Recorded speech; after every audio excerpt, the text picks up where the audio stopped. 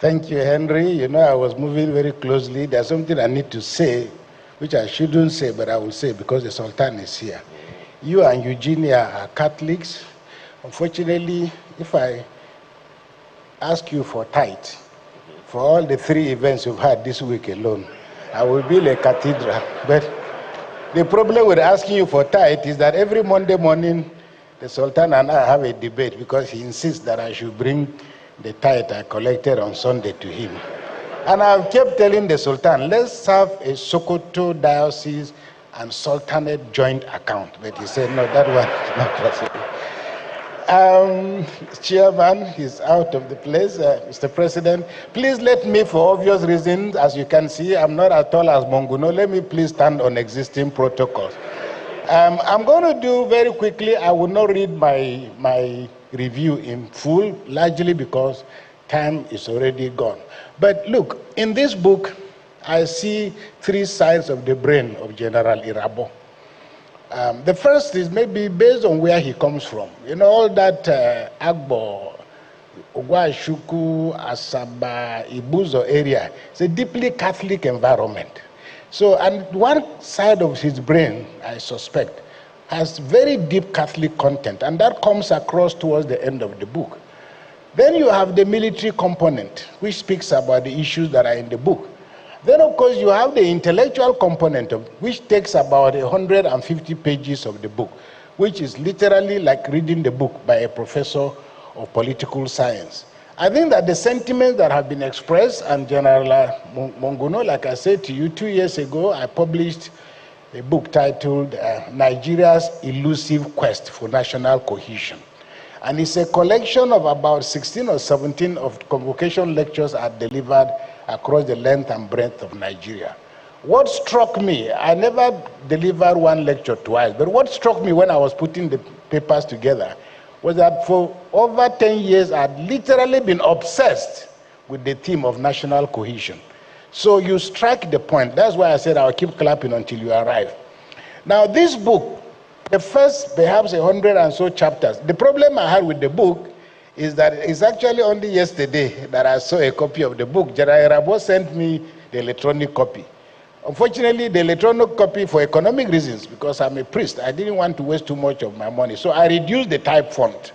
And that meant the pages were also severely reviewed. So in my review, my pages are not the same with the pagination in the book.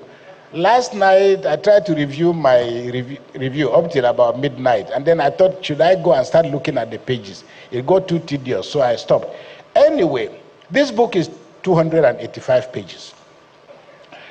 And President Obasanjo has already made the point on page 4 in italics when he said, I am hopeful that this contribution to the body of knowledge will serve as a value addition to the process of peace, security, and development of Nigeria. Everything else in the book is literally a detail. Now, the book has 14 chapters, and the 14 chapters are divided into 3 sections.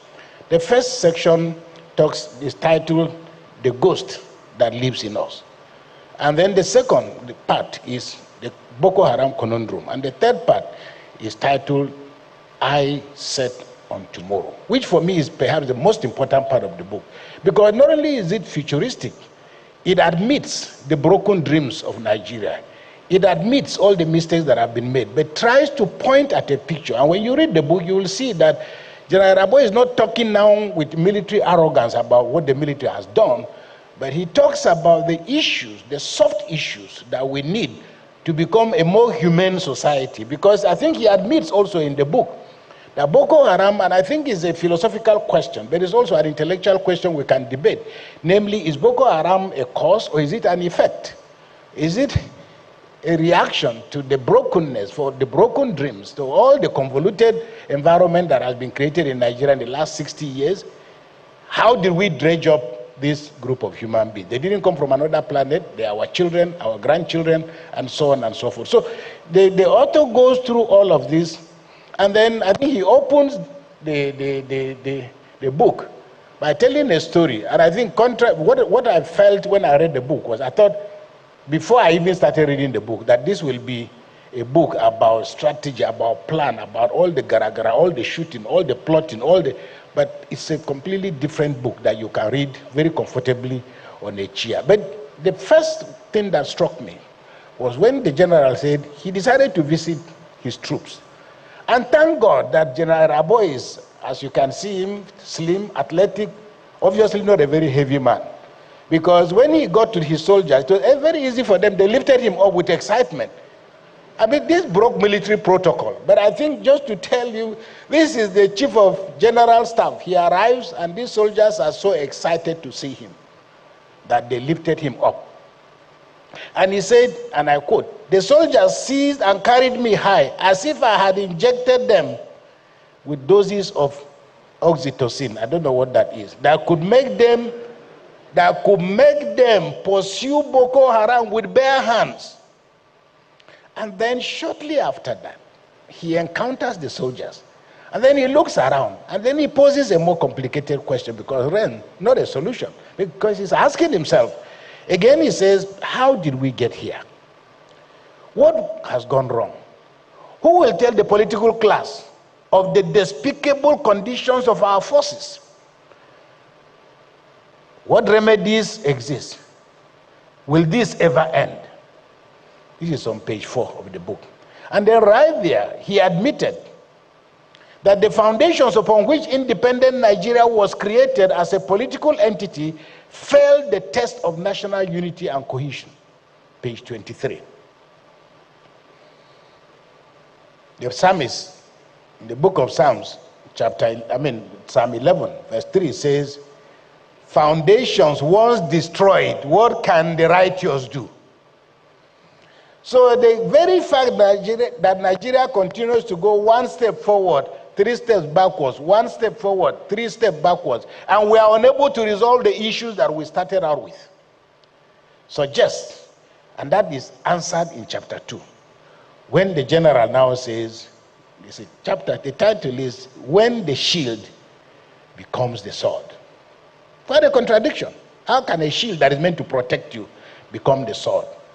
And he says, in talking about Nigeria's fractured history, talking about the military coup, he says, and I quote, "The author admits that the 1966 coup is a very sensitive issue because it has created myths, rumors, conspiracy theories around the origins and the plot of its victims.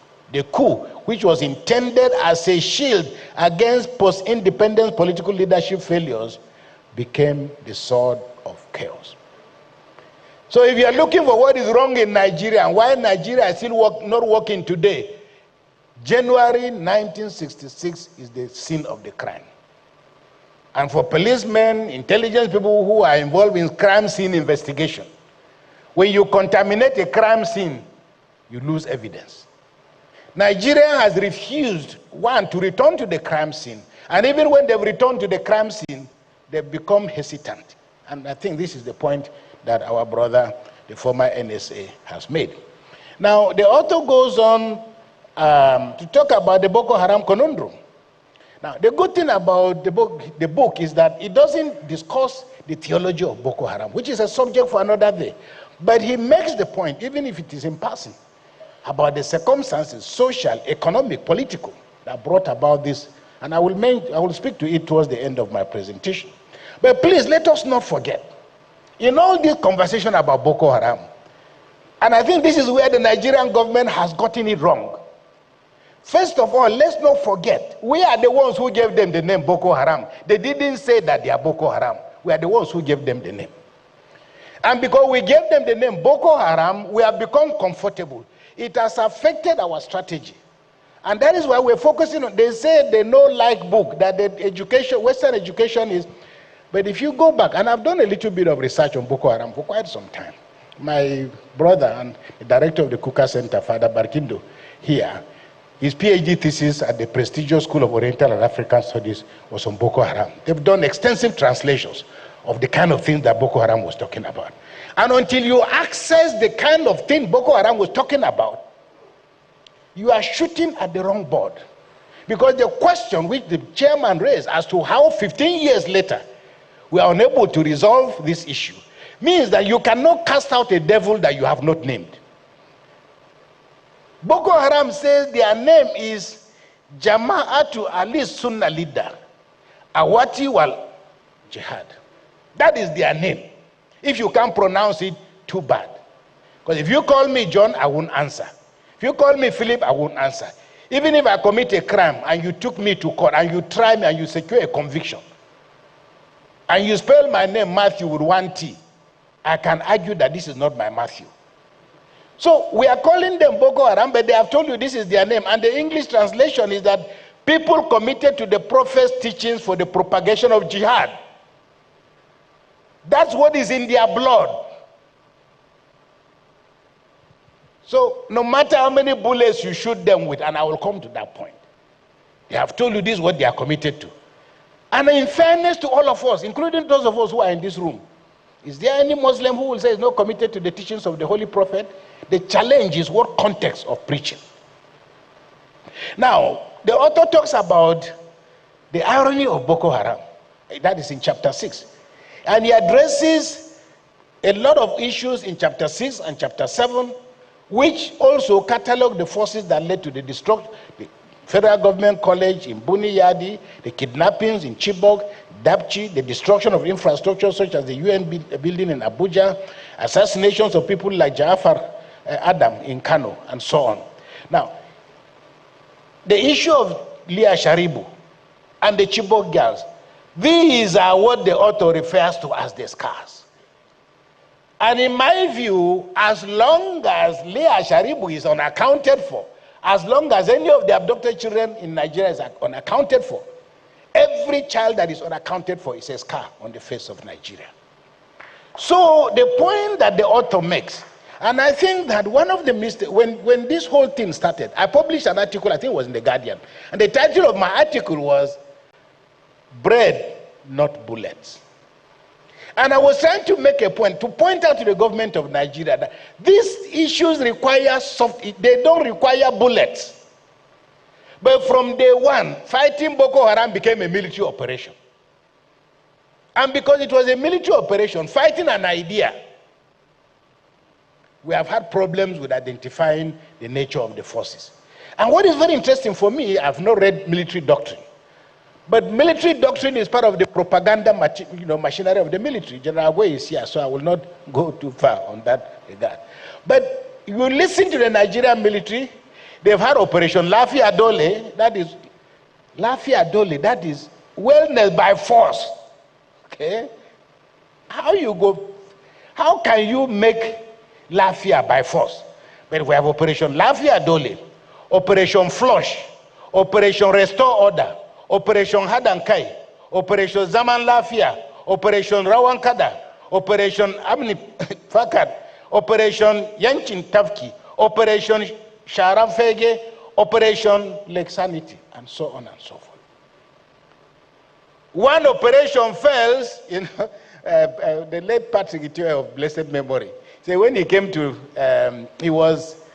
when the Northern Regional Government decided to bring all these Indians and Pakistanis after the Civil War.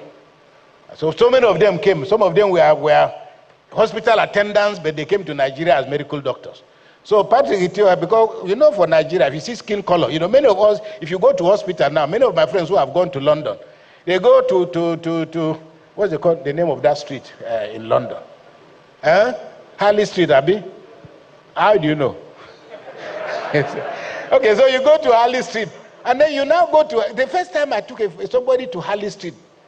So when we got there, I looked at the name on the board, and the name was Mr. So-so and so. So I told him, I said, you travel all the way from Nigeria. Look at the man you have come to see. An ordinary, he's not even a doctor, he's Mr. I see Yabo is laughing because he knows what I'm talking about. I didn't know that with doctors, when you get to a particular point, you drop doctor and come down to Mr.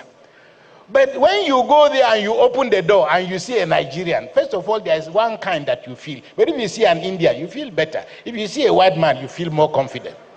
Now, the question then is, if all this operation did not succeed, what happened? But I imagine, and I'm not going into that detail, but just saying, because we're dealing with textual evidence. If Operation Dole didn't succeed, why did we think Operation Hadankai will succeed? If it didn't succeed, why? These are questions. But once we turned Boko Haram into a military operation, it meant that you foreclosed the possibility of other sources of information.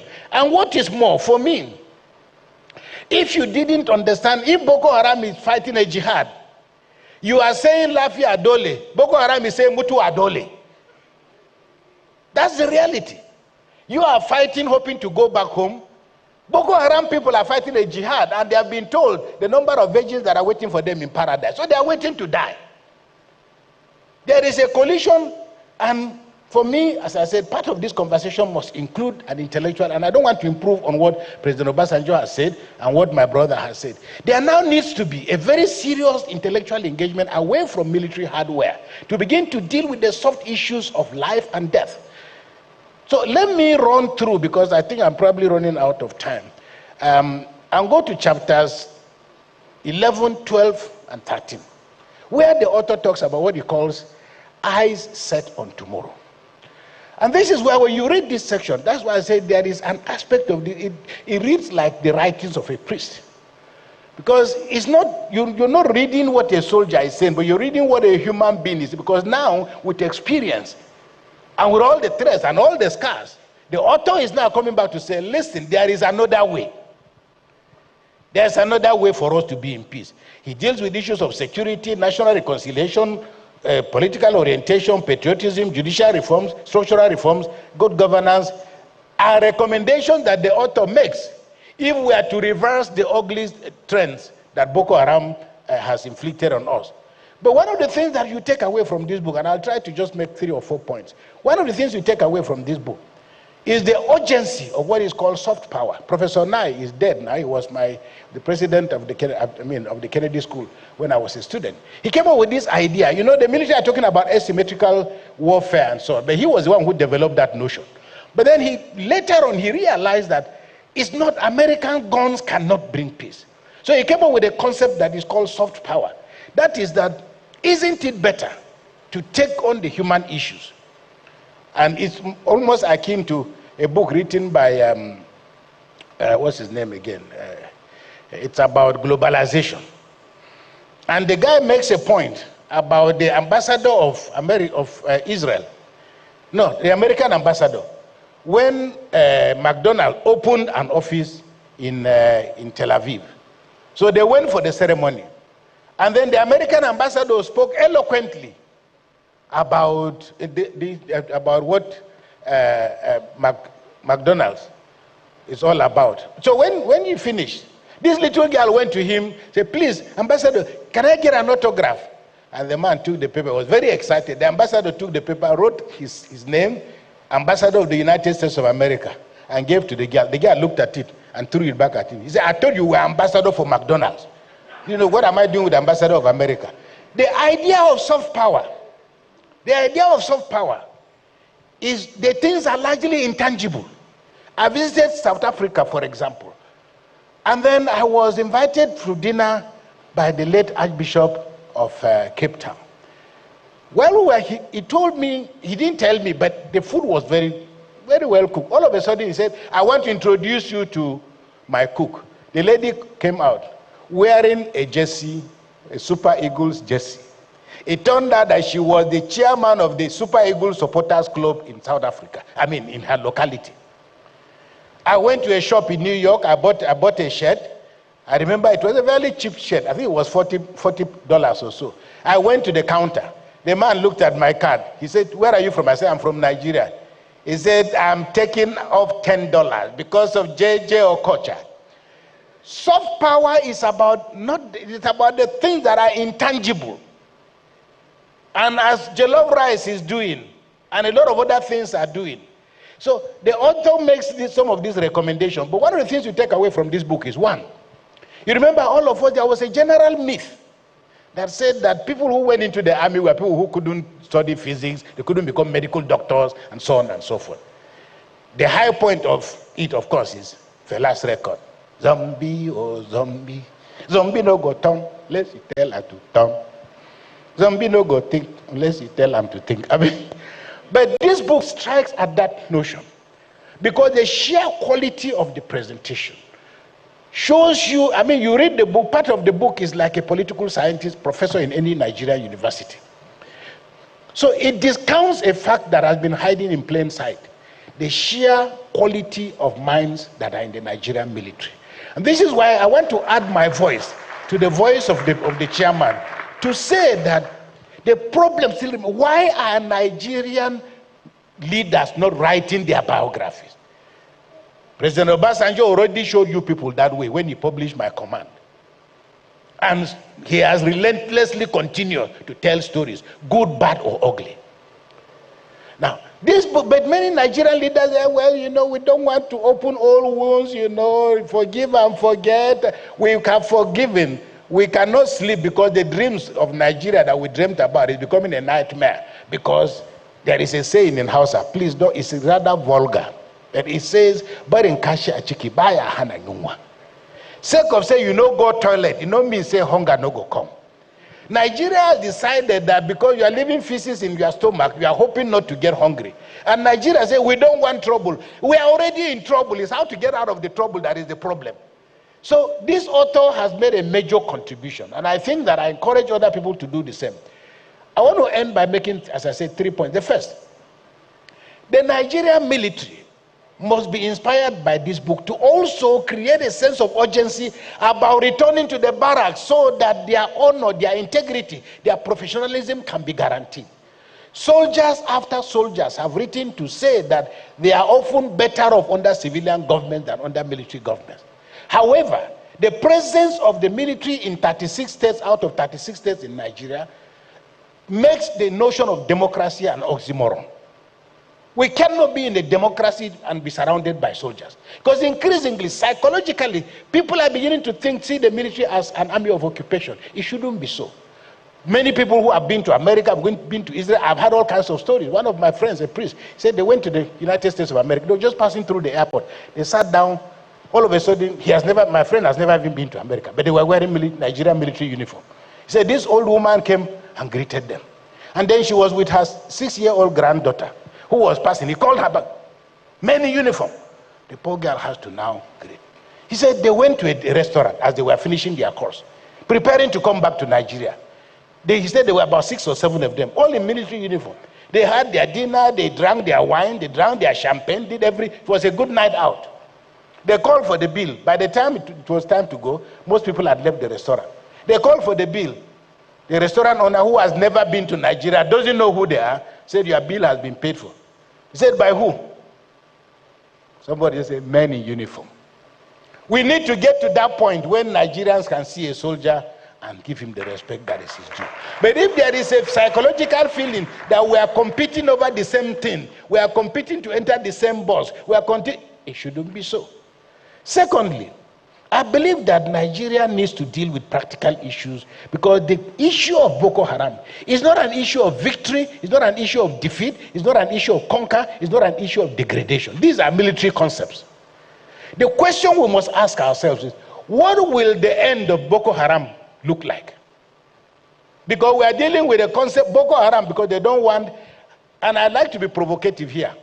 Is the end of Boko Haram the beginning of a victory? Is the defeat of Boko Haram a victory for Boko Halal? Because in Islam, there are two things. Something is either right or it's wrong. So there's Boko Haram, but there should be Boko Halal.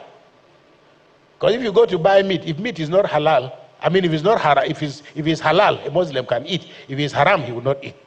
So are we going to see a Nigeria that after Boko Haram has been defeated, Boko Halal will now take over? In which case, a certain kind of intellectualism can displace this whole culture in Nigeria that is popular. Those of you in power think we don't know. We know, we hear, we read. Marabouts, witch doctors, shamans have become a substitute for intellectual forecast of what wars should be like and what outcomes should be like. We are confusing the professionalism and the intellectual components of fighting a war by thinking that some blind sheikh sitting somewhere or some pastor who is sitting somewhere. Hey, we are back to those days when we were playing football. If we go, they beat you 5-0. Goalkeeper will say, when ball was coming, it's fire that I saw. So Military fighting a war of this nature must become very professional. And then, of course, I pose a question. Is there a war room in the villa? Is there a war room in the villa? Because there ought to be a war room where senior military officers, intelligence officers are sitting and thinking, what might tomorrow look like? What will tomorrow look like? If there isn't, I think there should be a war room. Because national security is not about, right now, Nigerians think national security is about the day the guns will die. But national security, because of the militarization of the discourse, national security is about guns, it's about bullets. But in reality, all these floods that are taking our people away in Niger, Esonupe, my sympathy. Shouldn't governors have foreseen that floods are a threat to Nigeria, a national threat? It's a national security issue. If the rains are not coming, threat of hunger is a security problem. So we should see security, therefore, in a much more complex manner. And then, of course, there is the point, and I would like to use this to speak to my Muslim brothers, especially from northern Nigeria. Islamism, that is what is called political theology. In Christianity, it could be the same thing, but political theology, that is the instrumentalization and the skewed usage and manipulation of religion as a tool for governance. Nigeria is in a democracy. And there is a way that good Muslims can participate in democracy and good Christians can participate in a democracy. But the idea that we want to use religion to enforce power is what Islamism is. It has become destructive to the religion itself. Okay? Suddenly now, in this day and age, we are here. I live in Sokoto. One day, I think we were talking, and the Sultan even corrected, we were talking about the number of people, because everybody is talking about they're killing Christians. Yes, they are killing Christians. But when are we going to come to a point in which they are killing Nigerians? So Islamism threatens to destroy the foundations of Islam as a sacred religion. And we must collectively insist, because this is where Boko Haram started from. And this is why the danger, northern politicians, please remember, okay, Meitasine, what happened in 1982? The relationship between Abubakar Rimi and Muhammadu, who became Meitasine. Again, we give these names. The man's name was Muhammadu Marwa. But Nigerians call him Meitasine, whereas the man's name is not Meitasine. The only thing was that Sine in Hausa means to curse. And because the man was always saying, if you are not doing God, curse on you. People started calling the one who is always cursing people. They say, Meitasine, that is the guy who is always cursing people. In the vocabulary, in the literature today, that is the name by which he is called. But it was a result of the breakdown of his relationship that began the process of Meitasine and the violence it brought. Secondly, what is now Boko Haram? Let's not forget the killing of Muhammad Yusuf, who was a friend of the governor, and the relationship broke down.